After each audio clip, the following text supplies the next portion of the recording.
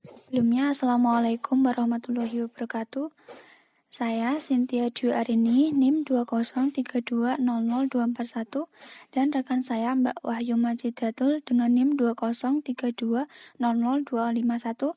Di sini kami akan mempresentasikan hasil dari kerja kelompok kami, yaitu tentang strategi pembelajaran kooperatif. Yang pertama adalah pengertian pembelajaran kooperatif dari berbagai sumber. Model pembelajaran kooperatif merupakan suatu model pembelajaran yang mengutamakan adanya kelompok-kelompok.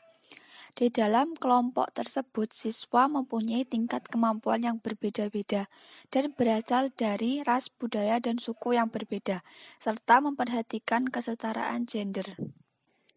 Pembelajaran kooperatif adalah konsep yang lebih luas meliputi semua jenis kelompok, termasuk bentuk-bentuk yang lebih dipimpin oleh guru atau diarahkan oleh guru. Secara umum, pembelajaran kooperatif dianggap lebih diarahkan oleh guru, di mana guru menetapkan tugas dan pertanyaan-pertanyaan serta menyediakan bahan-bahan dan informasi yang dirancang untuk membantu peserta didik menyelesaikan masalah yang dimaksud.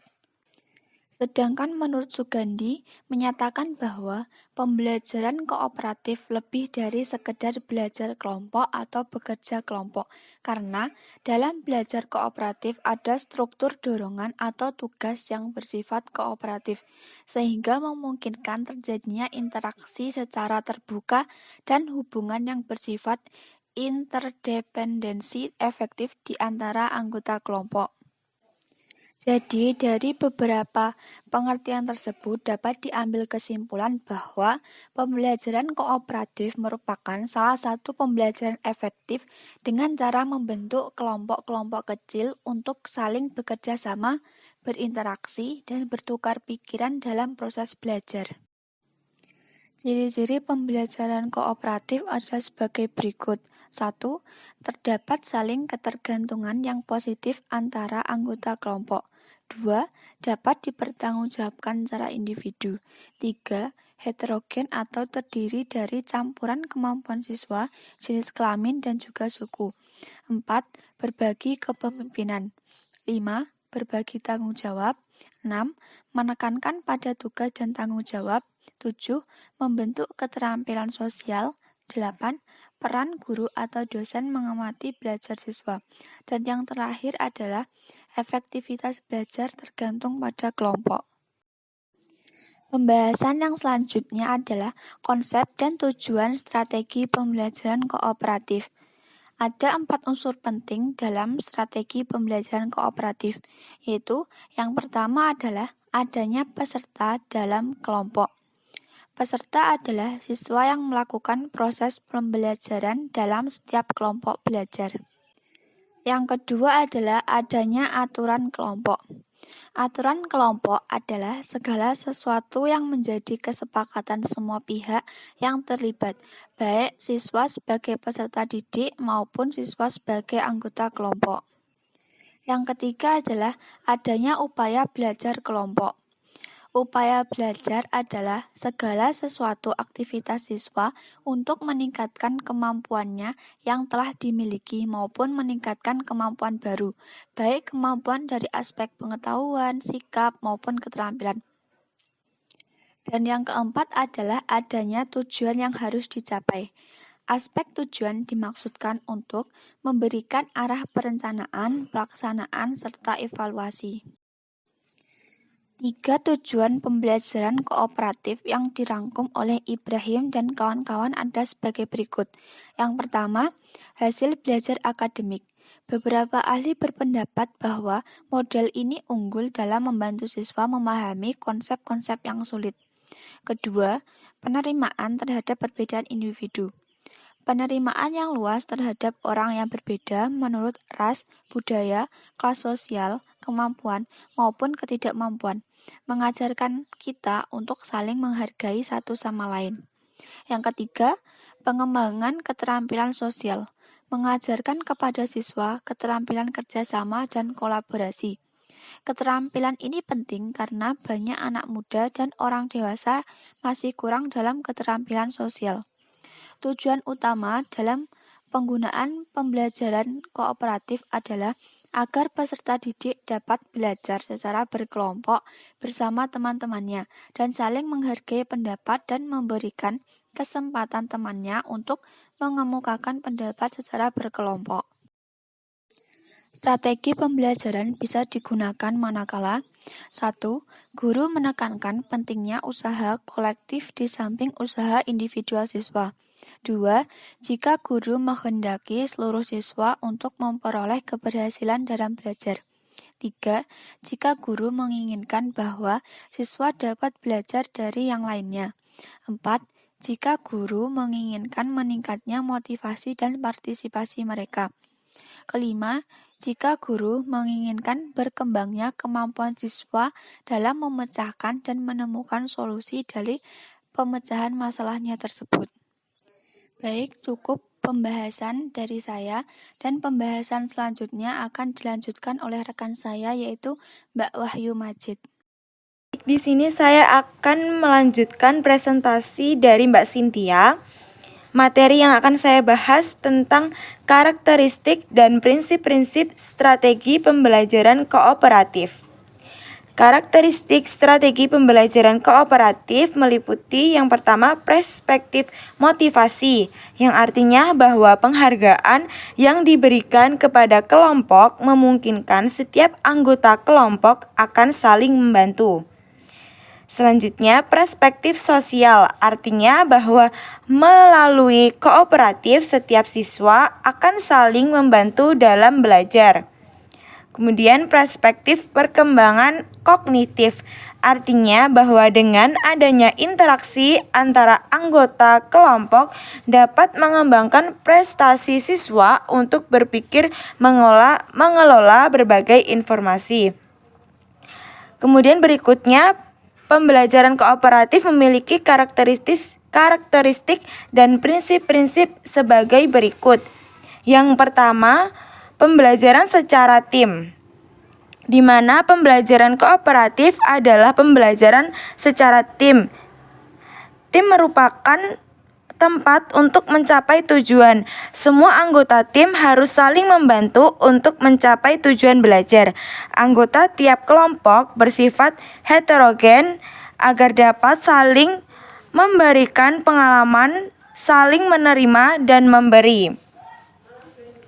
Yang kedua, didasarkan pada manajemen kooperatif.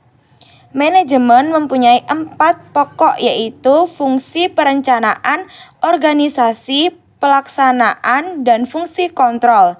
Fungsi perencanaan menunjukkan bahwa pembelajaran kooperatif membutuhkan perencanaan yang matang agar dapat berjalan secara efektif. Dan yang ketiga adalah kemauan untuk bekerja sama.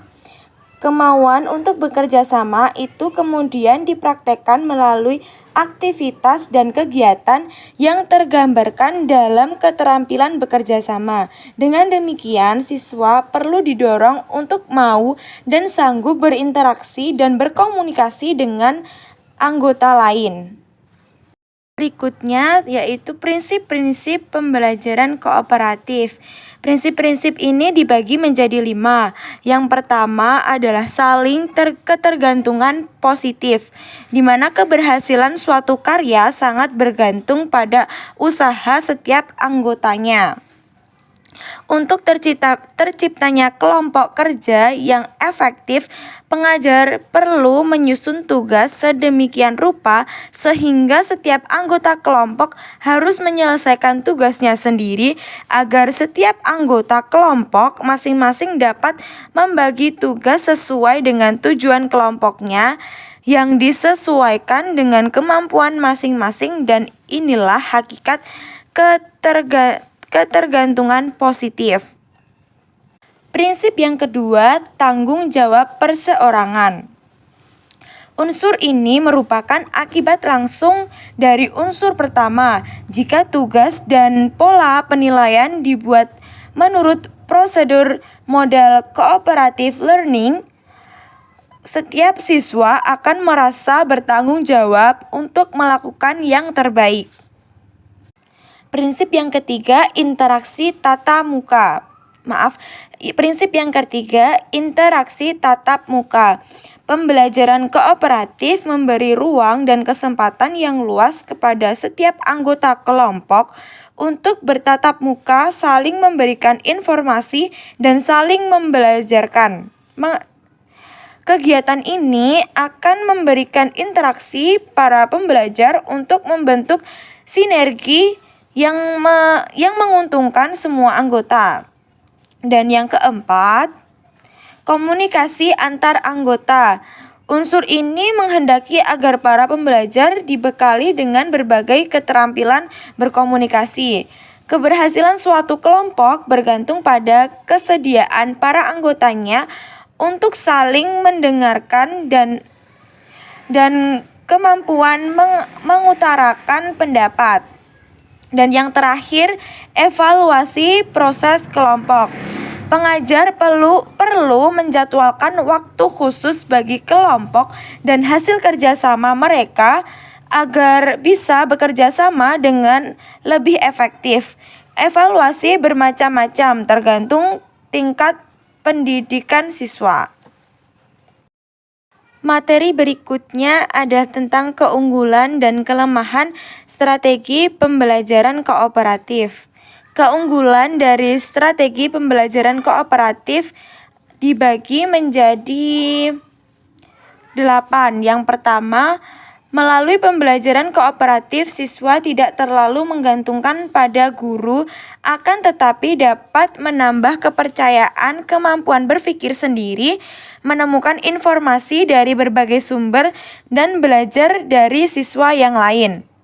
Yang kedua, pembelajaran kooperatif dapat mengembangkan kemampuan mengungkapkan ide atau gagasan dengan kata-kata secara verbal dan membandingkannya dengan ide-ide orang lain. Yang ketiga, dapat membantu anak untuk respek pada orang lain dan menyadari akan segala keterbatasan serta menerima segala perbedaan. Yang keempat, dapat membantu memberdayakan setiap siswa untuk lebih bertanggung jawab dalam belajar. Dan yang kelima, merupakan suatu strategi yang cukup ampuh untuk meningkatkan prestasi akademik sekaligus kemampuan sosial, termasuk mengembangkan rasa harga diri, hubungan interpersonal yang positif dengan yang lain, mengembangkan keterampilan memanage waktu, dan sikap positif terhadap sekolah. Yang keenam, dapat mengembangkan kemampuan siswa untuk menguji ide dan pemahamannya sendiri, menerima umpan balik.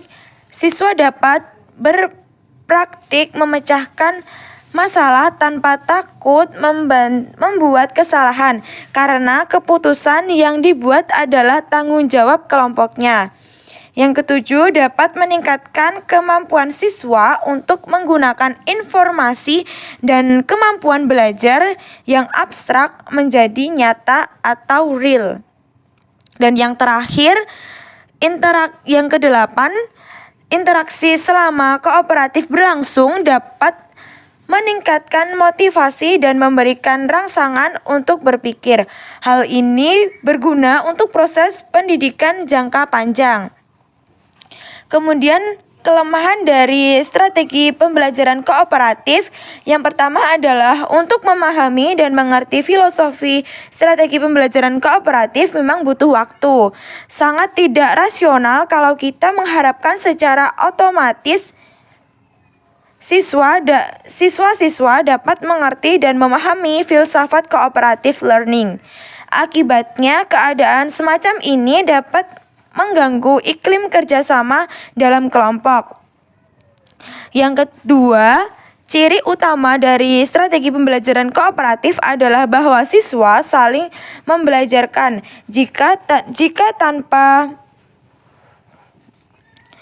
peer teaching yang efektif, maka tidak akan ada pencapaian yang maksimal oleh siswa. Dan yang ketiga, penilaian yang diberikan dalam strategi pembelajaran kooperatif didasarkan kepada hasil kerja kelompok, sedangkan kenyataannya diharapkan prestasi setiap individu siswa. Yang keempat, keberhasilan strategi pembelajaran kooperatif dalam upaya mengembangkan kesadaran berkelompok memerlukan periode waktu yang cukup panjang, sehingga tidak mungkin tercapai dalam sekali penerapan strategi. Dan yang terakhir, walaupun kemauan bekerja sama merupakan kemampuan yang sangat penting untuk siswa, akan tetapi banyak aktivitas dalam kehidupan yang hanya didasarkan kepada kemampuan secara individual. Sekian presentasi dari kelompok 13 tentang strategi pembelajaran kooperatif. Jika dalam presentasi ada kurang lebihnya, kelompok kami memohon maaf. Sekian, wabillahi taufik wal hidayah, waridho wal inayah. Wassalamualaikum warahmatullahi wabarakatuh.